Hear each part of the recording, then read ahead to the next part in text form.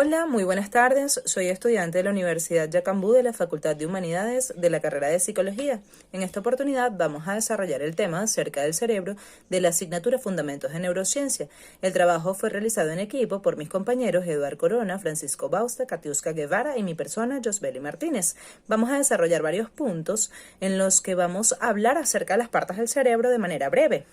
Vamos a comenzar por las meninges. Las meninges son un conjunto de membranas de tejido conectivo que cubre el sistema nervioso central. Está protegido por el cráneo y la columna vertebral y su función consiste en proteger el sistema nervioso de golpes o ataques químicos. Por su parte, los espacios meningeos son aquellos espacios entre las membranas meningeas y existen tres espacios meningeos clínicamente significativos: el epidural, subdural y el subaracnoideo. Por otro lado, el sistema ventricular es una extensión del espacio subaracnoideo en el cerebro que consiste en una serie de espacios y canales interconectados. Se ubican en profundidad en ambos hemisferios cerebrales y presentan una asta anterior que se orienta hacia el lóbulo frontal y una asta posterior que lo hace hacia el lóbulo temporal. El líquido cefalorraquídeo es un líquido claro, incoloro, parecido al plasma que baña el sistema nervioso central. Circula a través de un sistema de cavidades que se encuentran dentro del encéfalo y la médula espinal, los ventrículos, el espacio subaracnoideo del encéfalo y el conducto central de la médula espinal.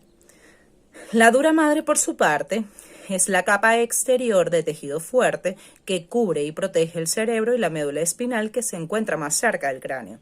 La dura madre es una de las tres capas que forman las meninges. Por otro lado, la hoz del cerebro es una membrana vertical situada en el interior del cráneo que separa el hemisferio cerebral derecho del izquierdo y va desde la porción anterior del cráneo a la posterior.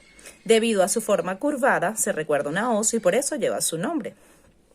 La tienda del cerebelo se inserta en la cara interna del hueso occipital, a lo largo de la porción petrosa del hueso temporal y termina en las apófisis clinoides posteriores del esfenoides. Los senos venosos son los encargados de drenar la sangre cerebral hacia la vena yugular interna. Las trombosis de estos senos es poco común, ocurre mayormente en mujeres de edad fértil o en periodo de embarazo. Aracnoides es una capa más delgada que la dura madre, se ubica dentro de ella. Está formada por dos hojas, entre las cuales hay una verdadera malla que define un espacio entre ambas membranas. El espacio subaracnoideo, que está lleno de líquido cefalorraquídeo. Los espacios subaracnoideos es el área comprendida entre el aracnoides y la dura madre. Es fino debido a la adherencia de estas dos capas. Está tabicado por cordones aracnoidales y contiene líquido cefalorraquídeo, estructuras vasculares y nerviosas. La pía madre es la capa más interna y delgada, es transparente, está en íntimo contacto con el tejido nervioso y en ella se ubican los vasos sanguíneos. Los ventrículos cerebrales son unos espacios que forman parte de la anatomía del encéfalo y de la médula espinal. Por ser los lugares donde se origina el líquido cefalorraquídeo, los mismos son los sitios por donde circula la sustancia. ¿Dónde se encuentran los ventrículos cerebrales? Se localizan en diferentes espacios de la cavidad craneal, siendo los hemisferios del cerebro, el tálamo, el acueducto de Silvio, el cerebelo y el tallo cerebral, el lugar característico por donde se ubica cada ventrículo. Estos espacios poseen unos canales que permiten la conexión entre un espacio y otro para permitir el correcto tránsito del líquido cefalorraquídeo por el tercer ventrículo y el cuarto ventrículo y los ventrículos laterales. ¿Qué hacen los ventrículos cerebrales? Estos se encargan de producir la cantidad correcta de líquido cefalorraquídeo. Posteriormente, cada ventrículo se va comunicando para que estas sustancias puedan recorrer cada estructura cerebral, lo que conlleva a que se mantenga una correcta presión intracraneal y aún así sirve como barrera protectora para traumatismos en cualquiera de las zonas del cerebro. Los ventrículos laterales son las cavidades más luminosas. Están ubicadas en la profundidad del hemisferio cerebral. En el interior de cada uno encontramos a los plexos coroideos. El tercer ventrículo es una cavidad única, mucho más pequeña que los ventrículos laterales, con una forma similar a la cabeza de un pájaro. De ubicación central, se comunica con los ventrículos laterales a través de los orificios de Monro. En su interior encontramos también los plexos coroideos. Las paredes de estas cavidades están formadas por estructuras del encéfalo, núcleo del tálamo y del hipotálamo. En su extremo posterior encontramos la glándula pineal, la principal responsable de la producción de melatonina. Cuarto ventrículo. Está ubicado en la fuerza posterior. Es también una cavidad única y central delimitada hacia adelante por el tronco cerebral y el cerebelo por la parte de atrás. En él también encontramos plexos conoideos de menor volumen que los ventrículos laterales y en el tercer ventrículo. El agujero de Monro. El agujero de Monro es un término utilizado para el agujero interventricular, que lleva el nombre de su ubicación en el cerebro.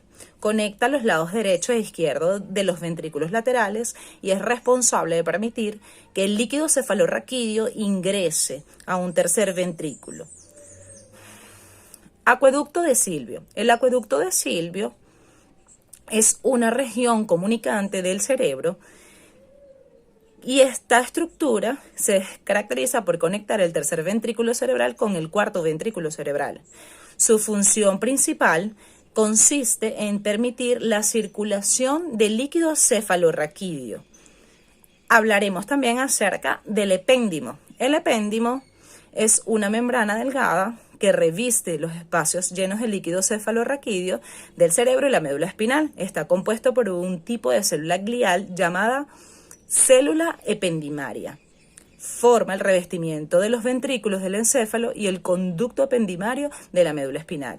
Está formada por células ependimarias o ependimocitos. Su función principal está atada a la contención del líquido cefalorraquídeo que se produce en los plexos coroides.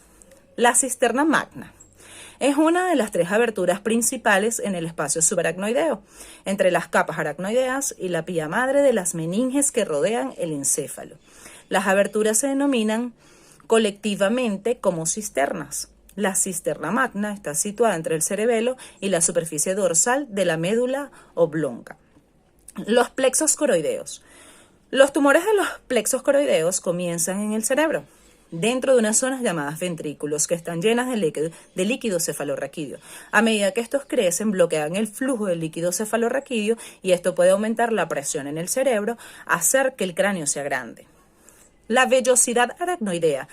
La vellosidad aracnoidea es una estructura especializada en la superficie interna de las aracnoides que ayuda a regular el volumen y la composición del líquido cefalorraquídeo en el cerebro y en la médula espinal. La obstrucción de las vellosidades aracnoideas puede dar lugar a la hidrocefalia, que es una afección que puede afectar a personas de cualquier edad. Las patologías. Según los diccionarios médicos, la patología proviene de la palabra patos, que significa enfermedad, y logia, que significa estudio. Entonces sería la ciencia médica y la práctica de la especialidad concerniente a todos los aspectos de la enfermedad, pero especialmente con la naturaleza esencial, las causas, el desarrollo y las condiciones anormales, así como los cambios estructurales y funcionales que resultan del proceso de la enfermedad. Entre una de las patologías conseguimos la hidrocefalia. La hidrocefalia es una afección que resulta de un exceso de líquido cefalorraquídeo en el cerebro. Es uno de los trastornos cerebrales infantiles más comunes que existen. 1 de cada 500 niños en Estados Unidos nace con hidrocefalia. La palabra hidrocefalia es una fusión de las palabras agua y cabeza, tomando en cuenta el agua, que se refiere al líquido cefalorraquídeo transparente, que es muy parecido al agua y que se encarga de proteger el cerebro.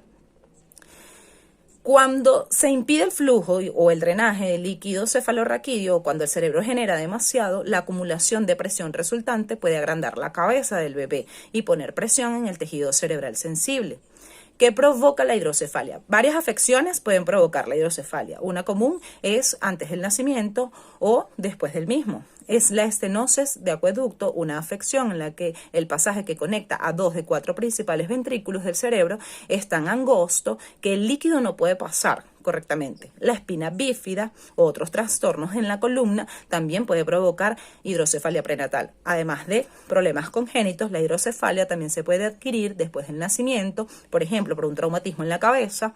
Puede ser una causa de hidrocefalia. Otra puede ser una infección. Un bebé prematuro también puede desarrollar una hemorragia en los ventrículos llamada hemorragia de matriz germinal, que puede provocar la hidrocefalia. Sin embargo, la mayoría de los casos de hidrocefalia se llaman idiopáticos, lo lo que significa que no pueden explicar su causa. Bueno, esto ha sido todo por ahora, espero que sea de utilidad. Muchísimas gracias por su tiempo. Hasta una próxima.